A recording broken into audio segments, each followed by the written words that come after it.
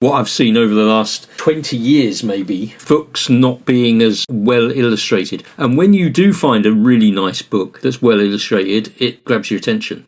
We're looking at now a generic book site. We're just going to look at the front covers. And if you was to say any that would jump out at you, what would you say? The one that's jumping out of me has a bright orange top. Now that stands out because it's just general colours. It's like block art. But one thing I've noticed, count how many titles have the word "the" in it. Quite a few. Suddenly, it's got to be the thing. It's got to be short and pithy. A trend that's come in, getting ridiculous. I've seen lists of books where almost every book was the something. But generally, they're too busy, aren't they? Yeah, they're very busy, and they are very similar across the board, aren't they? When you look across each row, they are all very, very similar in terms of the way that they're put together, the colours that they use, the fonts that they use. You can see a lot of similarity between them, I think. Often they're pushing to the fore text. There's one, what is that image behind it? You can tell the title and who it's by, but what's the point of an image when you can't tell what it is? And often the text almost gets rid of the image because I think they know that they're using stock imagery. They don't grab you by the short and curlies, do they? Does it actually say anything about society? That we are accepting a lesser thing? We're old enough to know that in the 60s, 70s and 80s, you can go out and get a book and they were generally well produced and original artwork. In fact, somebody on BookTube has done books from the 70s and compared them to with a reprint in recent times, and nearly every case, bar one, out of about 8 or 9, the stuff from the past just stood out. Yes, it does. So why have we accepted this? Because like we talked about last week, Mark, I think we've accepted mediocrity across life. And I think that we've accepted that in everything. You have to go to a very specific type of bookshop, I feel now, or you have to go to a second-hand bookshop to get yourself a real nice book. Yes, unfortunately you do. You do. And I know you do a bit of shopping in these second-hand bookshops.